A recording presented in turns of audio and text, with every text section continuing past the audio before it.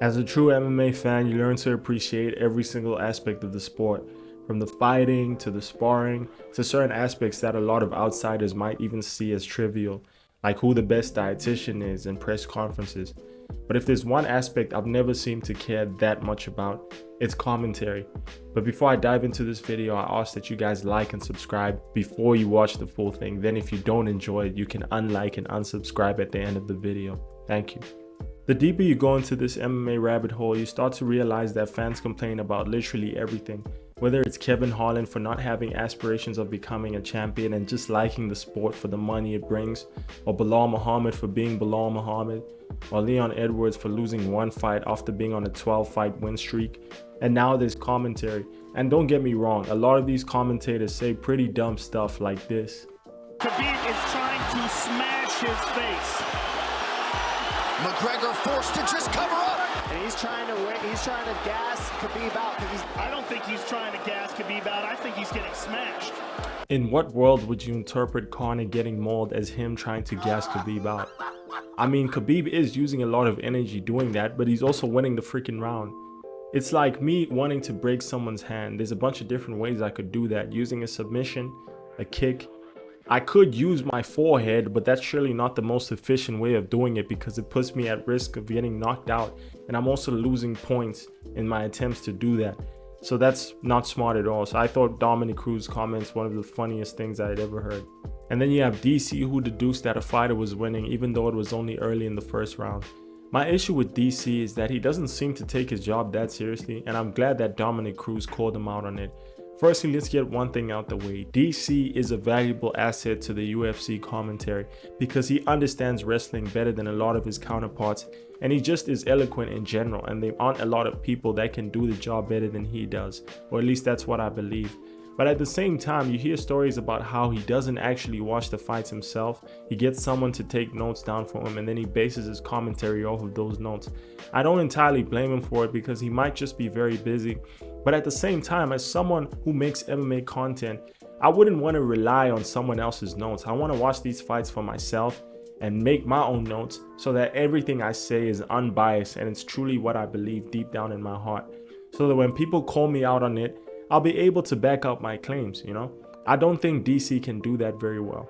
DC is someone who wears a lot of hats. He's both a coach and a commentator.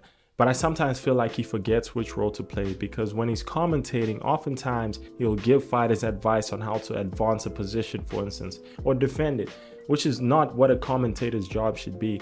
Jon Anik, in my opinion, is the best commentator in the UFC. I think every single UFC commentator is good, and rightfully so. They have a high budget.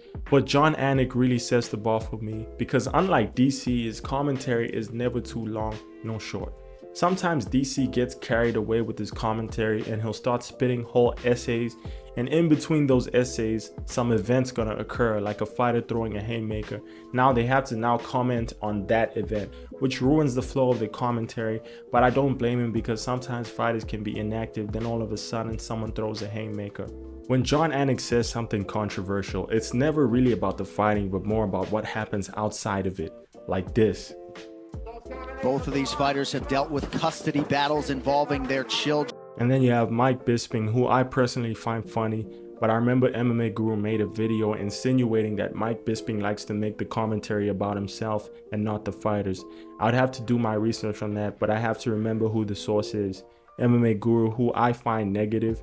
Don't get me wrong, he's very good at his job and I find him funny too. I think he's one of the best MMA content creators, but at the same time, his whole channel is based on negativity. Check all his thumbnails and it's always something controversial to generate clicks, which I don't completely blame him for because that's the method that got him to where he is today.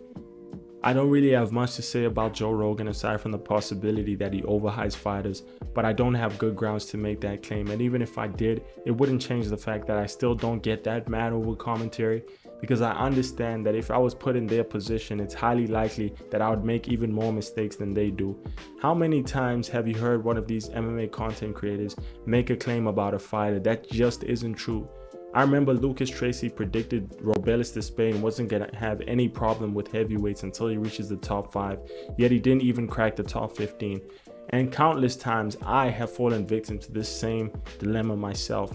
when you're someone who makes content for a living, especially on something that's unpredictable, like fighting, for instance. If fighting was predictable, you would have a winning parlay, but you don't, because it isn't.